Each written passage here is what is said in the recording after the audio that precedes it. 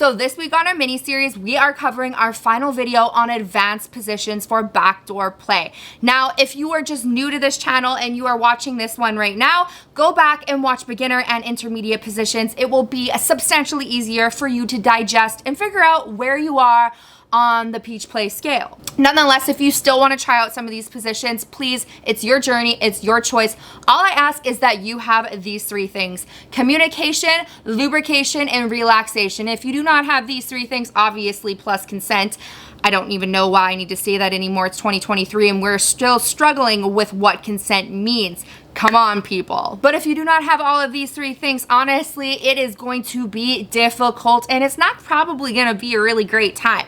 So I'm going to do another video and I'm still trying to decide if I want to put it on Patreon because these videos are not able to get monetized. So officially this month I am making $0. This is great. I love that for me. So honestly, I'm probably thinking the prep for peach play and everything else revolving around peach play is going to go directly onto the Patreon, which I'm going to be launching. I've just made that decision up right now because, I mean, making no money is not cool because when you're good at something, you charge for it, right? Am I right? Yes. And if you do want to support me and my content, you can do so by clicking the link down below by purchasing a Moody merch hoodie. It's an ultra super soft, oversized hoodie. And when you buy it, it helps support me on my education and my content journey, which is what you guys all love to see, the videos that I bring to you.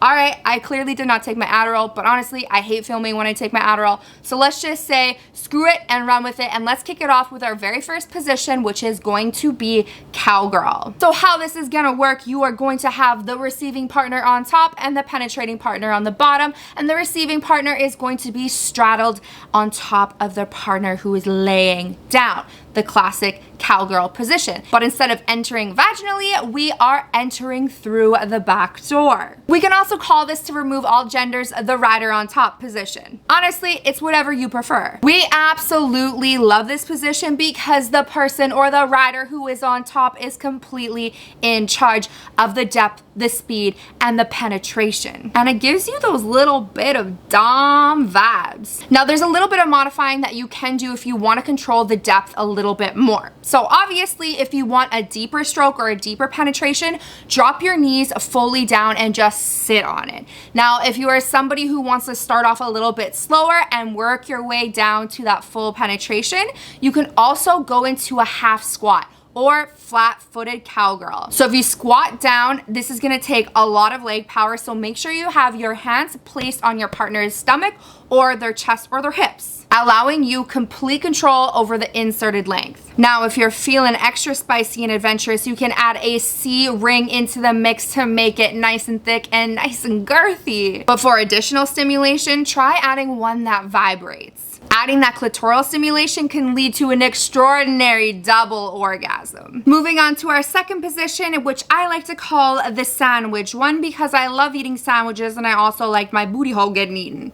Now, I like to call it the sandwich, but also I'm not the only crazy one out there that calls it this because it is a variation of missionary, but it just allows for those deeper strokes to hit good. And this sandwich is not just your basic PB and J. This is just layered with goodness. So to do this position, we are going to start off in almost a missionary position. So the receiving partner is going to be laying flat on their back, and then the twist here is instead of having their legs flat out, they're actually going to bring their knees or their thighs to their chest, giving that kind of bent grasshopper leg look, taking their flat feet and placing it on either side of their partner's chest. So the penetrating partner can push your thighs even closer to your chest, or the receiving partner can take their feet and push them on their chest to control that amount of depth. In this position, you can also modify it just a little bit if you want to switch up those angles. All you have to do is take a pillow and plop it right underneath your pelvis or right underneath your butt / low back.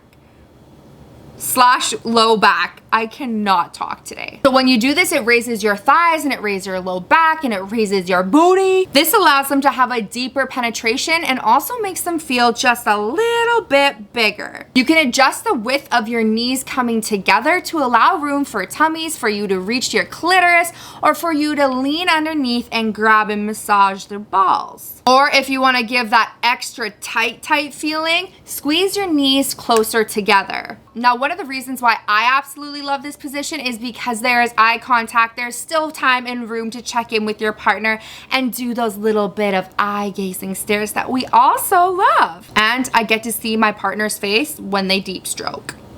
And finally, the last position of the whole series, and honestly, it's one of my favorite positions just across the board, not even just for butt stuff. And that is the position of lotus. This is an amazing position to feel incredibly close to your partner and can be quite healing for multiple different reasons. But if you want to know a deeper dive into the position lotus, I will drop the link in my video description down below. But for now, I'm going to tell you how to get into it. So the penetrating partner is going to be sitting, crossing their legs. And all you have to do as the receiving partner is hop on top and wrap your legs around their waist. Now, this sounds so much easier than it actually is, because if I was the penetrating partner, I could not be sitting crisscross applesauce. My goddamn hamstring would lock up and cramp up on me, and we would not be having a good time at all. So there's a little bit of a modification that I want to give to you. So if you are the penetrating partner, you can either choose to sit up on the bed with your legs straight out, or you can choose to sit in a chair, a love seat, or a couch. Now, for the receiving partner, you actually don't need to have your legs completely wrapped around their waist. You can keep your knees bent with your feet dangling on the floor, or if you choose to do it in a bed, you can use your feet to plant and give you traction to rock your hips. But the reason why I absolutely love this position is because it is so intimate. It's not one of those hardcore sex positions. It's more about deepening your connection, deepening that bond, paying attention, and breathing as one with your partner. I hope you guys enjoyed this last little video on the series, and I will see you next week for another episode. Cheers.